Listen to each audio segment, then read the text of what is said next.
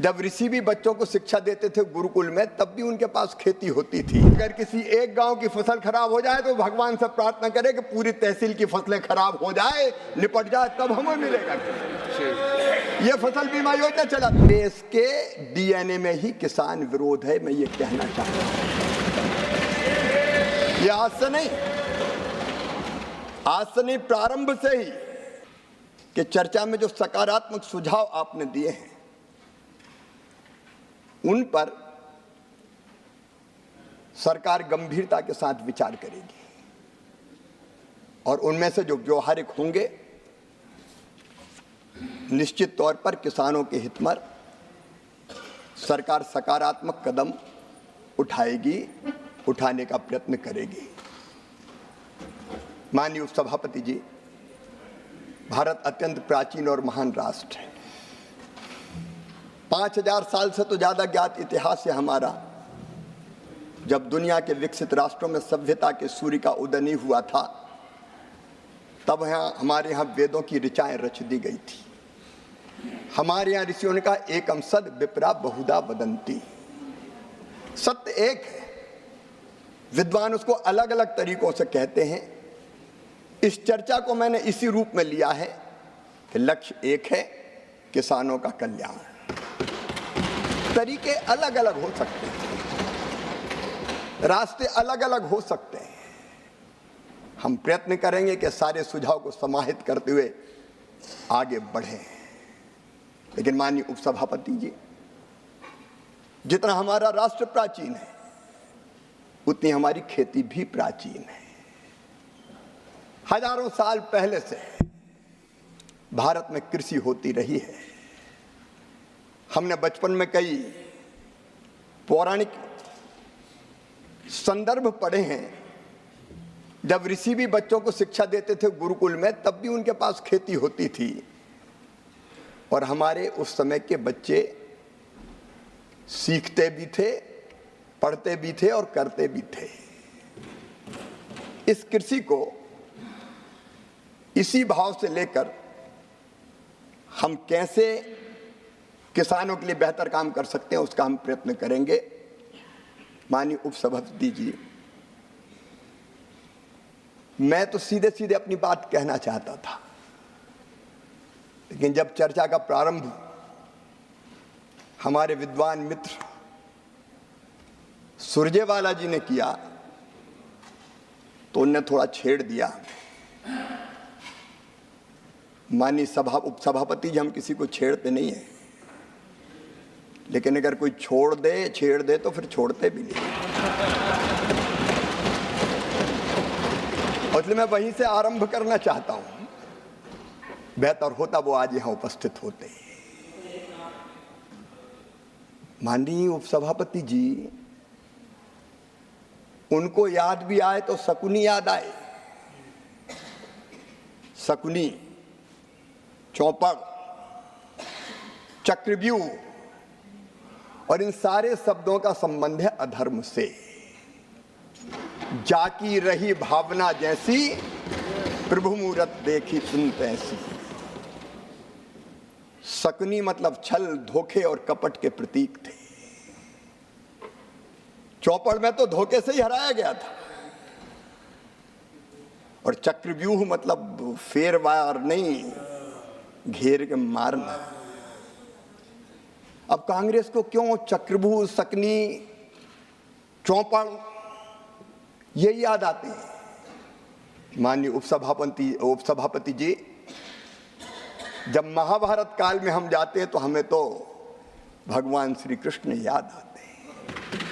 यदा यदा ही धर्मस्य ग्लानिर्भवति भारत अभ्युत्थानम धर्मस्य तदात्मानं सृजाम्यहम् परित्राणाय साधूनां विनाशाय च दुष्कृताम धर्म संस्थापनार्थाय संभवामि युगे युगे। हमको तो कन्हैया याद आते हैं। जब जब धर्म की हानि होगी, अधर्म बढ़ेगा, पाप बढ़ेगा, अत्याचार अनाचार बढ़ेगा, तब तब धर्म की रक्षा और अधर्म के नाश के लिए मैं बार बार आऊंगा, ये भगवान श्री कृष्ण ने कहा था। लेकिन अनीति और अधर्म किसने किया? ठगी किसने की? माननीय उपसभापति जी, कांग्रेस के डीएनए में ही किसान विरोध है, मैं ये कहना चाहता हूं। ये आज से नहीं, प्रारंभ से ही कांग्रेस की प्राथमिकताएं गलत रही है। हमारे प्रथम प्रधानमंत्री स्वर्गीय पंडित जवाहरलाल नेहरू जी, मैं उनका आदर करता हूं, लेकिन भारतीय परंपरा खेती के बारे में उसका निर्वाह नहीं किया।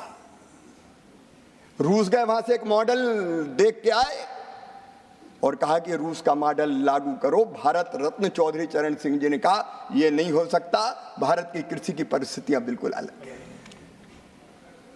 प्राथमिकताएं गलत थी उपसभापति जी।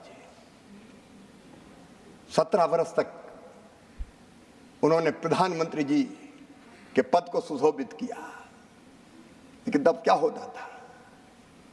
अमेरिका से PL 480 सड़ा हुआ लाल गेहूं भारत को खाने पर विवश और मजबूर होना पड़ा। माननीय उपसभापति जी, स्वर्गीय इंदिरा जी के समय, मुझे अच्छी तरह याद है, हम छोटे थे, उस समय किसानों से जबरदस्ती लेवी वसूली का काम होता था। जबरदस्ती लेवी वसूली जाती थी। अगर 2 क्विंटल भी है तो 1 क्विंटल दे के जाओ। बिंडे खोद दिए जाते थे, रखा हुआ अनाज उठा लिया जाता था। भारत आत्मनिर्भर नहीं हुआ। स्वर्गीय राजीव जी ने भी बात जरूर की, उन्होंने बात अवश्य की एग्रीकल्चर प्राइस पॉलिसी की, लेकिन किसानों की आय बढ़ाने के लिए कोई सार्थक कदम नहीं उठाए।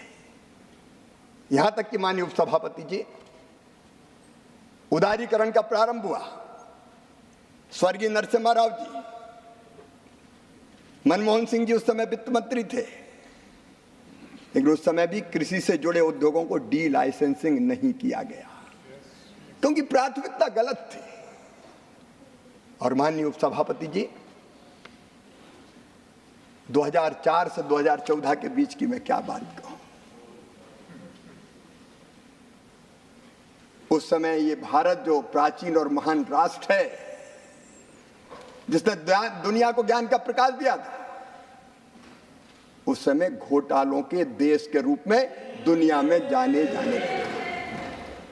2G, 3G, 4G। माननीय उपसभापति महोदय, प्लीज। और तब भारत की राजनीति में, आप धैर्य से सुनिए, तब भारत के राजनीतिक क्षितिज पर उदय हुआ एक दैदीप्यमान सूर्य का, जिसने सारे देश को आशा और विश्वास से भर दिया। उनका नाम था नरेंद्र मोदी। कांग्रेस की प्राथमिकताएं गलत थी। मोदी जी के नेतृत्व में प्राथमिकताएं बदलने का काम हुआ। और खेती के लिए माननीय अध्यक्ष जी, हमारी 6 प्राथमिकताएं मैं आपके सामने निवेदन करना चाहता हूं। 6 प्राथमिकताएं। नंबर 1, उत्पादन बढ़ाना। नंबर 2, उत्पादन की लागत घटाना। नंबर 3, उत्पादन के ठीक दाम देना। और नंबर 4, प्राकृतिक आपदा में ठीक राहत की राशि देना। नंबर 5, कृषि का विविधीकरण, खेती में वैल्यू एडिशन। और माननीय अध्यक्ष उपसभापति जी, आने वाली पीढ़ियों के लिए भी धरती सुरक्षित रहे, इसलिए प्राकृतिक खेती को बढ़ावा देने का प्रयास। सुविचारित ढंग से यह भारतीय जनता पार्टी की सरकार, एनडीए की सरकार, खेती का रोड मैप बना के काम कर रही है। कल क्या रहे थे हमारे मित्र, बजट का जिक्र कर रहे थे। बजट कम कर दिया गया। मैं माननीय उपसभापति महोदय ये बताना चाहता हूं, कृषि के लिए बजटीय आवंटन 2013 और 14 में था केवल 663 करोड़ रुपया।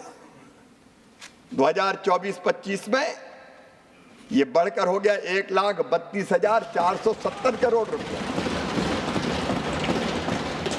और ये केवल कृषि विभाग का है।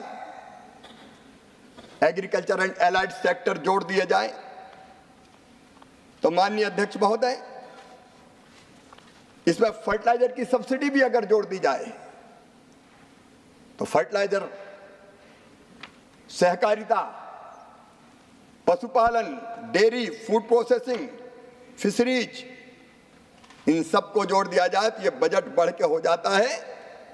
ये इनका 1,32,000 तो मैंने बताया कृषि, 152 एलाइड सेक्टर और फर्टिलाइजर सब्सिडी वगैरह सब जोड़ दी जाए तो इसमें 1,75,446.55 करोड़ और जोड़ेगा। मानिए आपके समय तो ये डिपार्टमेंट एक थे, आप कितने देते थे? माननीय उपसभापति जी, बजट का पर्याप्त प्रावधान है और इसमें सिंचाई तो जोड़ा ही नहीं, सिंचाई तो जोड़ा ही नहीं। जल शक्ति मंत्रालय अलग है, वो सिंचाई के प्रबंध के काम में लगा है। उत्पादन अगर हमको बढ़ाना है तो माननीय उपसभापति जी, पहली प्राथमिकता होगी किसानों के सूखे खेतों में पानी पहुंचाने की। ये हमको करना पड़ेगा, बिना पानी के खेती नहीं होती। और आज मैं कहना चाहता हूं, सिंचाई की व्यवस्थाओं में बरसों तक कांग्रेस की सरकार रही, कभी उतनी गंभीरता से ध्यान नहीं दिया गया। मैं एक नहीं अनेकों उदाहरण दे सकता हूं। मध्य प्रदेश में अगर देखें तो कांग्रेस, राजा, नवाब, अंग्रेज सबने मिला के सिंचाई की व्यवस्था की थी केवल 7.5 लाख हेक्टर में, और जब हमारी सरकार आई तो बढ़ा के हमने कर दी थी उसको 47.5 लाख हेक्टर, और उसको बढ़ा के 65 लाख हेक्टर पे लगातार हमारा काम चल रहा है। प्रधानमंत्री नरेंद्र मोदी, अटल बिहारी वाजपेयी जी, रिवर लिंकिंग की बात उनने की, और रिवर लिंकिंग के प्रोजेक्ट को अगर सबसे पहले साकार किसी ने किया तो गुजरात में जब मुख्यमंत्री थे नरेंद्र मोदी जी, तो उन्होंने किया। नर्मदा जी के पानी को कई नदियों में प्रवाहित करके उन्होंने जो नदियां समाप्त हो गई थी उनको जीवित करने का काम किया। भाजपा शासित राज्यों ने कई जगह काम किया, मध्य प्रदेश में भी। मैं जिनका बहुत आदर करता हूं, पूर्व मुख्यमंत्री रहे आदरणीय दिग्विजय सिंह जी भी यहां बैठे। जब रिवर लिंकिंग की बात आई और यह कहा गया कि क्या नर्मदा जी को क्षिप्रा जी से जोड़ा जा सकता है, तब उत्तर था उधर से कि नहीं, इम्पॉसिबल। हमने कहा संभव शब्द हमारे शब्दकोश में नहीं है, और तय किया कि नर्मदा जी के पानी को क्षिप्रा जी में ले जाएंगे और ले जाके दिखा देंगे। नर्मदा क्षिप्रा, नर्मदा जी गंभीर, नर्मदा जी पार्वती, नर्मदा जी काली सिंध, सबको जोड़ने का काम हुआ। और आज नरेंद्र मोदी जी के नेतृत्व में कैन और बेतवा को जोड़ने के प्रोजेक्ट को भी स्वीकृति दे दी गई है। 20 लाख हेक्टर जमीन, 20 लाख एकड़ जमीन में सिंचाई हो। सिंचाई पहली प्राथमिकता होनी चाहिए थी। बाण सागर जैसे बांध एक नहीं अनेकों बरसों तक पूरे नहीं हुए, क्योंकि खेती, किसान प्राथमिकता नहीं था। आज मुझे गर्व ये कहते हुए कि प्रधानमंत्री नरेंद्र मोदी जी के नेतृत्व में प्रधानमंत्री सिंचाई योजना पर भी काम चल रहा है, और उसके साथ साथ एक नहीं अनेकों सिंचाई की योजनाएं जिस पर हम काम कर रहे हैं। सूक्ष्म सिंचाई की योजनाओं पर हमारा काम चल रहा है। माननीय सभापति महोदय, मेरा सौभाग्य है आपके सामने कृषि पर बोलने का मुझे अवसर मिल रहा है। मैं निवेदन कर रहा था कि पुरानी सरकारों की, कांग्रेस की सरकारों की प्राथमिकताएं गलत थी। यह सरकार भारतीय जनता पार्टी की, एनडीए की। हमने लगातार प्रयत्न किया, उत्पादन की बात हो रही थी। आज मैं बताना चाहता हूं, इन अच्छे प्रयत्नों के कारण सिंचाई की हमने उत्तम बीजों का आईसीआर ने उत्तम बीज बनाए और अभी भी 109 नई बीज की क्वालिटी हम जारी करने वाले हैं, क्योंकि उपज अगर बढ़ाना है तो अच्छे बीज चाहिए, जलवायु अनुकूल जीव चाहिए, बेहतर सिंचाई चाहिए, अच्छा आदान चाहिए, और 10 साल से मोदी जी के नेतृत्व में ये हो रहा है। और इसलिए उत्पादन अगर आप देखेंगे तो 2023-24 में खाद्यान्न का उत्पादन केवल 329 मिलियन, 23-24 में खाद्यान्न का उत्पादन 329 मिलियन टन तक माननीय सभापति महोदय पहुंच गया है। और इस समय अगर हम हॉर्टिकल्चर देखें, बागवानी देखें, तो 23-24 में बागवानी का उत्पादन 352 मिलियन टन तक पहुंच गया है। हम यहां रुकेंगे नहीं, आगे बढ़ेंगे। कल दलहन और तिलहन की बात हो रही थी, जब उधर की सरकार थी माननीय सभापति महोदय, दलहन का उत्पादन, तिलहन का उत्पादन वो प्राथमिकता नहीं थी, लगातार घट रहा था। लेकिन मुझे कहते हुए गर्व है कि दलहन और तिलहन के क्षेत्र में भी अब तेजी से काम हो रहा है और उत्पादन लगातार बढ़ रहा है, उत्पादन बढ़ रहा है, उत्पादकता बढ़ रही है। और माननीय अध्यक्ष महोदय, कल बात फर्टिलाइजर सब्सिडी पे की गई, आज मैं आंकड़े आपके सामने रखना चाहता हूं, आपके सामने आंकड़े रखना चाहता हूं। जब उधर की सरकार थी तब माननीय अध्यक्ष महोदय 13-14 में, माननीय सभापति महोदय 13-14 में फर्टिलाइजर सब्सिडी थी 71,280 करोड़। लेकिन पिछले साल 23-24 में फर्टिलाइजर सब्सिडी थी 1,95,420 करोड़। मैं वर्षवार बता सकता हूं, 18-19 में 73,435 करोड़, और इस साल कह रहे थे वर्षवार मेरे पास आंकड़े हैं कि घटा दी गई है।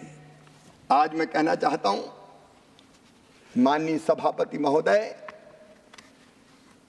फर्टिलाइजर की सब्सिडी में जितना पैसा लगता है सरकार व्यवस्था करती है, बजट के प्रावधान के अलावा भी अतिरिक्त राशि देनी पड़ती तो दी जाती है। अभी अंतर्राष्ट्रीय परिस्थितियों के कारण डीएपी के जहाज घूम के आए, लंबा मार्ग तय करना पड़ा, समय ज्यादा लगा और इसलिए कीमत बढ़ रही थी। हमने उस बढ़ी हुई कीमत का भार किसान पर नहीं डाला और 2625 करोड़ का स्पेशल पैकेज दिया ताकि सस्ता फर्टिलाइजर किसान को मिलता रहे। आज आपके माध्यम से माननीय सभापति जी मैं बताना चाहता हूं, यूरिया के एक बैग पर हमारे विद्वान मित्र अभी संजय जी बैठे, वो बात कर रहे थे कि मात्रा कम हो गई है। माननीय सभापति जी, यूरिया के एक बैग पर 45 किलोग्राम का 50 से 45 हुआ है, लेकिन लागत भी कम कर दी। अब 45 किलोग्राम पर सरकार सब्सिडी देती है 2,100 रुपया, ये मोदी जी की सरकार देती है। किसानों के लिए केवल 266 रुपया में मिलता है। 2366 रुपए का यूरिया किसान को 266 रुपया में देती है ये मोदी जी की सरकार, भारतीय जनता पार्टी की सरकार।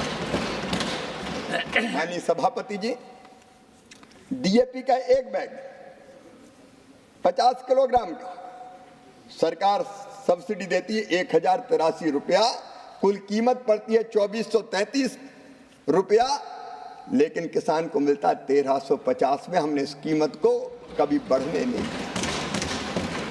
सस्ता खाद मिले, किसान फायदे की खेती कर पाए, इसके लिए एक नहीं अनेकों कदम उठाए गए।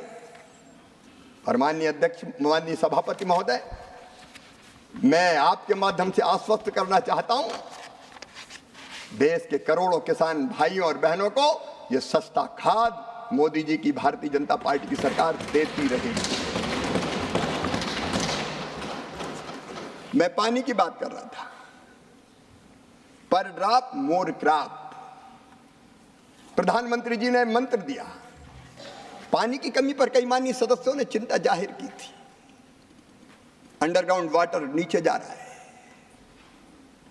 कई जगह सूखे का संकट है, इसलिए पानी की एक एक बूंद हमें बचानी पड़ेगी और इसलिए सूक्ष्म सिंचाई योजना लाई गई। ड्रिप के माध्यम से, स्प्रिंकलर के माध्यम से, प्रेशराइज्ड पाइप के माध्यम से नहर में बहता हुआ पानी सीपेज भी होता है, बाष्पीकरण भी हो जाता है, लेकिन सूक्ष्म सिंचाई योजना ऐसी है जिससे एक एक बूंद पानी सीधे किसान के खेत में पहुंचता है, किसान के खेत में जाता है। पिछली सरकार को पानी का महत्व नहीं मालूम था। माननीय सभापति जी, अब सूक्ष्म सिंचाई योजना में अगर आप देखेंगे तो इस सरकार ने 23-24 तक 14-15 से 21,312 करोड़ रुपया खर्चा किए हैं और हमने तेजी से क्षेत्रफल को बढ़ाने का काम किया है। माननीय सभापति जी, कल कृषि के मशीनीकरण की बात हो, चाय बयान करते, चना 3100 आप खरीदते थे, हम खरीदते 5,440। मसूर आप खरीदते थे 2,950, हम खरीदते 6,425। तुअर आप 4,300 खरीदते थे, हम खरीदते 7,550। उड़द आप 4,300 खरीदते थे, हम खरीदते 7,400। एक एक फसल के रेट। और एक बात मैं और कहना चाहता हूं आपके माध्यम से देश के किसानों से, दलहन में देश को आत्मनिर्भर बनाना है, आयात पर निर्भरता समाप्त करना है और इसलिए सरकार ने फैसला किया कि अरहर हो, मसूर हो, उड़द हो, जितनी किसान पैदा करेंगे पोर्टल पर रजिस्ट्रेशन करवाए, पूरी की पूरी खरीदी जाएगी। एमएसपी पर पूरी की पूरी खरीदी। कल बात कही जा रही थी विद्वान मित्र सुरजेवाला जी, वो नहीं है माननीय सभापति जी, मेरा तो सब्जेक्ट ही खत्म हो गया, बोल के चले जाते हैं। वो कह रहे थे कि पैदा इतना हुआ खरीदी इतनी, पैदा इतना हुआ खरीदी इतनी। एमएसपी काहे के लिए होती सभापति जी? अगर किसान को एमएसपी के नीचे दाम मिले तो वो एमएसपी पे बेचेगा, अगर फसल के ठीक दाम मिले तो एमएसपी पे बेचने नहीं आएगा। अब जानते हैं माननीय सभापति महोदय, मध्य प्रदेश में सरबती गेहूं पैदा होता है। सरबती गेहूं के रेट है 4,000-5,000 रुपया क्विंटल। क्या वो भी एमएसपी पे बिकवाना चाहते हैं? हरियाणा में, पंजाब में, मध्य प्रदेश में बासमती राइस होता है, अच्छे दाम मिलते हैं। कनाडा, अमेरिका, आज भारत का बासमती राइस धूम मचा रहा है। 40,000 करोड़ रुपए का हमने निर्यात किया माननीय सभापति। अच्छे दाम मिलेंगे तो जबरन बेचने आए, तुम तो एमएसपी पे ही खरीदो। दालों के कई बार अच्छे दाम मिलते हैं और जब अच्छे दाम मिलेंगे तो एमएसपी पे खरीद कैसे होगा? और सब किसान पूरा बेचते नहीं है। अब उनको पता ही नहीं है कि अपने खाने के लिए भी रखते हैं। गांव में कई बार परंपरा है कि किसान कृषि मजदूरों को पैसे नहीं देते, अनाज ही देते हैं। अब उन्हें आंकड़े पढ़ दिए। अब मुझे पता नहीं खेती से मतलब है कि नहीं है। माननीय मंत्री जी, सभी को यह जानने की बहुत आवश्यकता है। अक्सर हम मुद्दा उठाते हैं कि एमएसपी पर कितना खरीद हो रहा है। एमएसपी पर कम खरीद का मतलब किसान की स्थिति ठीक है और उसको कीमत कहीं और मिल रही है।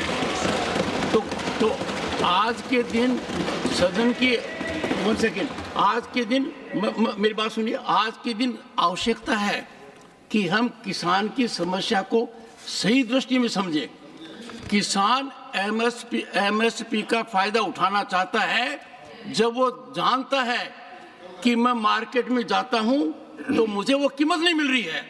तो ये जो आर्ग्यूमेंट हुआ, मुझे भी बड़ी आहत हुआ इस बात को लेकर, और तब मुझे व्यवस्था में कहना पड़ा कि किसान का क्या समझने की आवश्यकता है। एमएसपी का मतलब किसान के पास मार्केट में कीमत उपलब्ध नहीं है, इसलिए व्यवस्था में किसान को एमएसपी पर बेचना पड़ेगा। अच्छी व्यवस्था यह है कि किसान को वाजिब दाम मार्केट के हिसाब से मिले, और मार्केट जब उसको सपोर्ट नहीं करता है तो एमएसपी आती है। तो एमएसपी में खरीद कम होती है, इसका संकेत है कि किसान की हालत ठीक है। पर एमएसपी का निर्धारण एक लगातार ऊपर चढ़ना चाहिए, और उसकी ओर आप कार्यरत रहेंगे, मैं मानकर चलता हूं। वो बढ़ना चाहिए, क्योंकि आप एमएसपी तय करेंगे तो मार्केट फोर्सेस भी कंट्रोल होंगी। धन्यवाद माननीय सभापति जी। सरकार इस पर निरंतर ध्यान रख के काम करेगी, क्योंकि किसान हमारे लिए केवल इंसान नहीं है, अन्नदाता मतलब जीवन दाता। भारतीय अर्थव्यवस्था की कृषि रीढ़ है और किसान उसके प्राण हैं। हमारे लिए माननीय सभापति जी किसान वोट बैंक नहीं है, हमारे लिए तो किसान भगवान है। किसान की सेवा हमारे लिए भगवान की पूजा है, और वो मानकर ही हम आगे व्यवहार करेंगे। लेकिन बावजूद इसके माननीय सभापति महोदय, धान की खरीदी हो या गेहूं की खरीद हो, जब जब आवश्यकता हुई सरकार ने पर्याप्त तो खरीदी है। धान की खरीद हमारे 15-16 से लेके 23-24 तक, ये 15-16 में 78 लाख 31,000 किसानों से हुई थी। मेरे पास आंकड़े हैं, मैं एक एक आंकड़ा रख सकता हूं।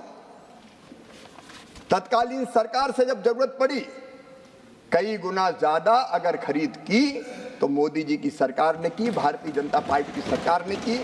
मैं एक एक आंकड़े नहीं रखना चाहता, सदन का समय नहीं लेना चाहता, लेकिन माननीय सभापति जी, अगर आप देखेंगे, आप तो खरीदते ही नहीं थे। दलहन 2004-05 से 13-14 तक कितना खरीदा गया? दलहन खरीदा गया केवल 6,29,000 मीट्रिक टन। लेकिन यह सरकार है जिसने 14-15 से 23-24 तक 1,70,00,000 मीट्रिक टन दलहन खरीदा। जब किसान को जरूरत पड़ी, हम पीछे नहीं हटे। हम ना तो पीछे हटे और ना किसान कल्याण में पीछे हटेंगे। माननीय सभापति जी, आज मैं आपके माध्यम से आश्वस्त करना चाहता हूं, ये सरकार किसानों को निरंतर समर्थन देना जारी रखेगी, मूल्य ठीक मिले, इसके लिए मोदी सरकार प्रतिबद्ध है, संकल्पबद्ध है। माननीय सभापति जी, क्रेडिट की, कर्ज की बात हो रही थी। मैं अभी बात कर रहा था प्रारंभ में, सकनी, चौपड़, ठगी, ये कर्ज की बात करते हैं अपने घोषणा पत्रों में, केंद्र के और राज्य के। एक बार नहीं, अनेकों बार का। जैसे ही हम सरकार में आएंगे, सारे कर्जे माफ कर दिए जाएंगे।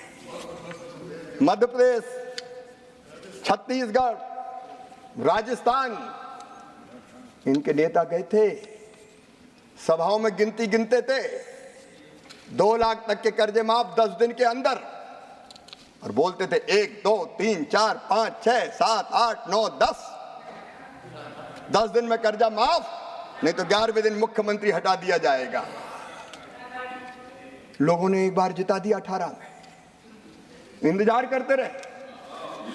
10 दिन हो गए, 1 महीना हो गया, 1 साल हो गया, कर्जा माफ नहीं हुआ। तो 1.25 साल में फिर से कांग्रेस की सरकार ही चली गई मध्य प्रदेश में, और दोबारा माननीय सभापति महोदय, दोबारा सरकारें वहां लौट के नहीं आई, क्योंकि ये छल और फरेब और ठगी अगर करती किसान के साथ तो कांग्रेस करती है, कांग्रेस करती है। ये तीन शब्द डिलीट होंगे। मैं क्षमा चाहता हूं माननीय सभापति जी। क्रेडिट और कर्जा माफी, माननीय सभापति जी, अगर हम क्रेडिट की बात देखें, कर्जा कितना मिलता था किसानों को? जब कांग्रेस की सरकारें थी तब किसानों के क्रेडिट कार्ड की व्यवस्था नहीं थी। मैं आज प्रणाम करना चाहता हूं स्वर्गीय पंडित अटल बिहारी वाजपेयी जी को। उन्हें किसानों की उस तकलीफ को समझा और किसान क्रेडिट कार्ड की व्यवस्था के अंतर्गत कम ऋण पर किसानों को कर्जा मिलना प्रारंभ हुआ। माननीय सभापति जी, आज मुझे कहते हुए प्रसन्नता है कि हमारे छोटे किसान जिनको ऊंची ब्याज की दरों पे साहूकार से कर्जा लेना पड़ता था और उसका भारी ब्याज चुकाना पड़ता था, आज ऐसे किसानों को क्रेडिट कार्ड के माध्यम से 7% उसमें भी समय पे चुकाए तो 3% और कम किया जाता है, केवल 4% दर पर 4% ब्याज की दरों पर कर्जा दिया जा रहा है। और ब्याज सब्सिडी के बजट में भी माननीय सभापति जी 3.6 गुना वृद्धि हुई है। 14-15 में केवल 6,000 करोड़ थी, 24-25 में बढ़ के हो गई 22,600 करोड़ रुपया। पिछले 10 सालों में 1,44,000 करोड़ से अधिक की ब्याज सब्सिडी। मंत्री, this amount is interest subsidy. Interest subsidy. और अगर क्रेडिट आप देखें तो इनकी सरकार थी तब क्रेडिट मिलती थी केवल 7 लाख करोड़ की। ये नरेंद्र मोदी जी की सरकार है 25 लाख करोड़ की क्रेडिट, 25 लाख करोड़। और अभी भी अभियान चल रहा है विकसित भारत संकल्प यात्रा में, जो छूट गए आओ, किसान क्रेडिट कार्ड बनवाओ और 3-4% ब्याज की दरों पर कर्जा ले जाओ। कब कांग्रेस के जमाने में ये होता था? माननीय सभापति जी, केवल 10 सालों में जो ब्याज की सब्सिडी है वो 1,44,000 करोड़ रुपया से ज्यादा है। एक बार छोटी मोटी कर्जा माफी हो गई तो उसके बड़े गुण गाते हैं, लेकिन इससे ज्यादा तो हम ब्याज में चुकाते हैं। ये भारतीय जनता पार्टी की, मोदी जी की सरकार है। माननीय, नई बात एक है कि आप 7 लाख देते थे, हम 25 लाख करोड़ देते हैं। और किसानों की बात आप क्या जाने।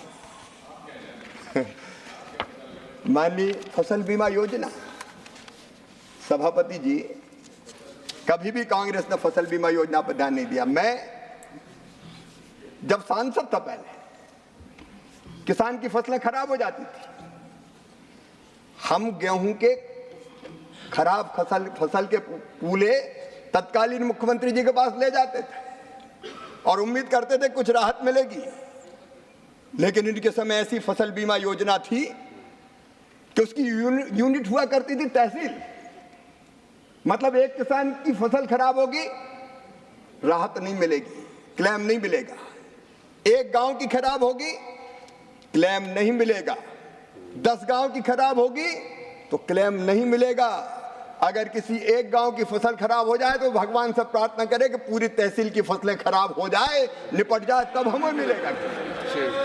ये फसल बीमा योजना चलाती, ये फसल बीमा योजना चलती थी, तहसील यूनिट होती थी। मोदी जी के आने के बाद प्रधानमंत्री फसल बीमा योजना बनी, प्रधानमंत्री फसल बीमा योजना। और माननीय सभापति जी, मुझे कहते हुए प्रसन्नता है, आज मैं बताना चाहता हूं, इस फसल बीमा योजना ने पूरे परिदृश्य को बदल के रख दिया है। माननीय सभापति जी, आप तुलना करके देख लीजिए, इनके समय नैस नाम की कांग्रेस की जब सरकार थी, फसल बीमा योजना चलती थी, उसमें ऋण के आवेदन थे केवल 3,51,00,000 और 23-24 में आए 8,69,00,000। जो नॉन लोनी अऋणी किसान आते ही नहीं थे, क्योंकि ये करते थे केवल किस बैंकों के कर्ज का बीमा। अगर धोखे से क्लेम मिल गया तो वो भी बैंक वाले अपना कर्जा काट लेंगे। किसान के पास क्या आता था? किसान को कुछ नहीं मिलता था, बैंक के लोन का बीमा होता था, किसान देखता रह जाता था। अब अलोनी किसान, नॉन लोनी किसान, इनके समय के बीमा करवाते थे, आवेदन आते थे केवल 20 लाख और अब आए हैं 5,48,00,000, 27 गुना से ज्यादा।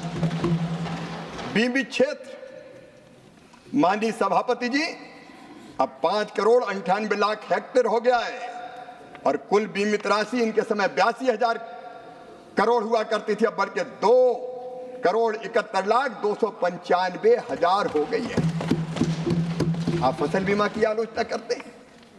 किसानों के प्रीमियम, इनके समय किसान प्रीमियम देता था 16,442 करोड़, दावों में 63,617 करोड़ मिले और अब 32,440 करोड़ प्रीमियम और 1,64,000 करोड़ रुपया क्लेम किसान को मिला है। ये अपने आप में दर्शाता है कि किसान को अगर नुकसान होता है तो क्लेम दिया जाता है। ये दुनिया की सबसे बड़ी फसल बीमा योजना है जो प्रधानमंत्री नरेंद्र मोदी जी के नेतृत्व में चल रही है। और माननीय सभापति जी, आज कल कई देश इस योजना का अध्ययन करने आ रहे हैं जिनको अपने यहां फसल बीमा योजना लागू करनी है। माननीय अध्यक्ष महोदय, मैं आपसे निवेदन करना चाहता हूं, जब कांग्रेस की सरकार थी एक समस्या और थी। किसानों ने तो देश के अन्न के भंडार भर दिए, उत्पादन बढ़ा हुआ उत्पादन फसल के उपरांत वो बेचने में अगर समय चाहिए तो रखें कहां? रखने की जगह नहीं थी। मुझे याद है माननीय सभापति जी, एक बार जब शरद जी कृषि मंत्री थे, मैं मध्य प्रदेश का मुख्यमंत्री था, मैं उनके पास आया कि हमें पीडीएस के लिए कुछ अतिरिक्त आवंटन दे दें। उनका दे कहां से दें, तुम प्रोक्योरमेंट कितना करते हो? तब मध्य प्रदेश से ज्यादा प्रोक्योरमेंट नहीं होता था, लेकिन हमने संकल्प लिया और मुझे कहते हुए गर्व है कि कृषि के उत्पादन को मध्य प्रदेश में 2004-05 में जब कांग्रेस की सरकार थी वो लगभग 1,19,00,000 मीट्रिक टन था, बढ़ के उस समय की बात बता रहा हूं मैं 6,19,00,000 मीट्रिक टन हो गया था। अब हमारे सामने समस्या आई कि रखें कहां? खेत में गेहूं, खलिहान में गेहूं रखने की जगह नहीं, क्योंकि बियर हाउस तो कांग्रेस के जमाने में कभी बने नहीं। रखे कहां? और जब रखने की व्यवस्था नहीं थी तो औने पौने दाम तो बेचना पड़ता था। ना कोल्ड स्टोरेज थे, ना बियर हाउस थे, ना राइपनिंग चैम्बर थे, ना ग्रेडिंग सॉर्टिंग की व्यवस्था थी और उसके कारण औने पौने दाम पे कई बार किसान को अपने उत्पाद को बेचना पड़ता था और लॉसेस भी बहुत होते थे। मैं धन्यवाद देना चाहूंगा प्रधानमंत्री श्रीमान नरेंद्र मोदी जी को, एग्रीकल्चर इंफ्रास्ट्रक्चर फंड की योजना बनी और योजनाबद्ध तरीके से तय किया कि किसान का उत्पाद रखने के लिए बेहतर इंफ्रास्ट्रक्चर बनाएंगे। और मुझे कहते हुए प्रसन्नता है माननीय सभापति जी कि बढ़ते हुए भंडारण को बढ़ते हुए उत्पादन को देखते हुए इस एग्रीकल्चर इंफ्रा फंड, कल कह रहे थे सुरजेवाला जी, इतना प्रावधान था, इतना ही हुआ। अब वो पता नहीं कौन से साल के आंकड़े पढ़ लेते हैं। मुझे कहते हुए प्रसन्नता है 2020 में प्रधानमंत्री जी ने 1,00,000 करोड़ रुपए के एग्री इंफ्रा फंड की घोषणा की थी और 26 जुलाई 2024 तक मैं जानकारी अपडेट करना चाहता हूं 72,222 कृषि इंफ्रास्ट्रक्चर परियोजनाओं के लिए 46,080 करोड़ रुपया स्वीकृत हो गए और इसमें निजी निवेश मिला के, क्योंकि जिसने बनाया उसने खुद का भी लगाया, 76,305 करोड़ रुपए का इन्वेस्टमेंट हो चुका है। 13,569 वेयर हाउस, 13,469 गोदाम, 15,443 प्राथमिक प्रसंस्करण केंद्र, 17,899 कस्टम हायरिंग केंद्र, 3,021 छटाई और ग्रेडिंग इकाइयां, 1,892 कोल्ड स्टोर, कोल्ड चेन और 20,338 अन्य प्रकार की फसलोपरांत प्रबंधन परियोजनाएं और सामुदायिक कृषि परिसंपत्तियां बनी हैं। ये भी किया तो श्रीमान नरेंद्र मोदी जी की सरकार ने किया, भारतीय जनता पार्टी की सरकार ने किया। माननीय सभापति जी, किसान को ठीक दाम मिले, इसके लिए नवाचारों की भी जरूरत थी और इसलिए प्रधानमंत्री जी के नेतृत्व में राष्ट्रीय कृषि मंडी इनाम, इस व्यवस्था को बनाया गया। एक Akhil Bharatiya electronic trading portal है ये इनाम, जो एग्रीकल्चर जिन्स के लिए पंजीकृत राष्ट्रीय बाजार के लिए एक वर्चुअल प्लेटफॉर्म के माध्यम से रियल एपीएमसी के नेटवर्क को तैयार करने का प्रयास करता है। 23 राज्यों, बताते हुए प्रसन्नता है, 23 राज्यों और 4 केंद्रों में 1389 मंडियों को इनाम जारी किया गया है। 28 जुलाई 2024 तक इनाम पोर्टल पर 1,77,00,000 किसान और 2,65,000 व्यापारी पंजीकृत हो गए। इनाम प्लेटफॉर्म पर कुल 10,03,000 टन अनाज और इसके अलावा बांस, पान, नारियल, नींबू, मिठाई सामूहिक रूप से लगभग 3.63 लाख करोड़ रुपए का व्यापार दर्ज किया गया है। अगर दूसरी मंडी में कहीं अच्छे दाम मिल रहे हैं तो किसान के पास कोई व्यवस्था नहीं थी कि वो बेहतर दाम पर बेच सके। इनाम के कारण अब ये धीरे धीरे संभव हो चला है और इससे किसान को बहुत लाभ हुआ है। माननीय सभापति जी, हम जानते हैं कि हमारे यहाँ खेत की जोत का आकार छोटा है। 85% किसान हमारे लघु हैं, सीमांत हैं। उनके पास खेती में लगाने को ज्यादा पैसा नहीं होता। अगर खाद खरीदना, बीज खरीदना इंडिविजुअल जाता है तो ज्यादा समय लगता है, पैसा लगता है। अगर उत्पादन हो गया, अकेले को बेचना उतना हुआ ही नहीं तो ट्रांसपोर्टेशन में खर्चा लग जाता है। और इसलिए जरूरत थी कि कोई ऐसी व्यवस्था बनाई जाए जहाँ छोटे छोटे किसान एक होके अपना समूह बनाएं, सामूहिक रूप से आदान खरीदें, अपने उत्पादन को सामूहिक रूप से बेचें और अगर जरूरत पड़े तो प्रसंस्करण के काम में भी उतर जाएं। पहले व्यवस्था नहीं थी, लेकिन एफपीओज की व्यवस्था को भी खड़ा किया तो प्रधानमंत्री नरेंद्र मोदी जी के नेतृत्व में ये एनडीए और भारतीय जनता पार्टी की सरकार ने कर। आज 8,875 एफपीओज पूरे देश में काम कर रहे हैं। कहा आपने भी था कि हम ऐसे आयात और निर्यात की नीति बनाएंगे, उत्पादक समूह कंपनियों की आय वृद्धि में सहायता करेगी। लेकिन इनको तो किसान चुनाव के समय याद आता है, बाकी भूल जाते हैं। वोट बैंक नहीं माननीय सभापति जी, इंसान है। कांग्रेस की प्राथमिकता कभी किसान नहीं रहे, हमने इंसान मान के काम किया है। और इसलिए माननीय सभापति महोदय, इन एफपीओज के माध्यम से माननीय मंत्री जी, we have today about 4.5 minutes. Would you like to conclude today or? माननीय सभापति जी, मेरी विनम्रता पूर्वक प्रार्थना है कि देश के किसान और कृषि की जिम्मेदारी मुझे मिली है तो कुछ बुनियादी चीजें मैं सदन के माध्यम से रखना चाहता हूं। तो मुझे आप अनुमति देंगे? अगले दिन भी आप बोलने का कहेंगे तो मैं रख। नहीं, ये निर्णय आप कीजिए जी। जब तक खत्म नहीं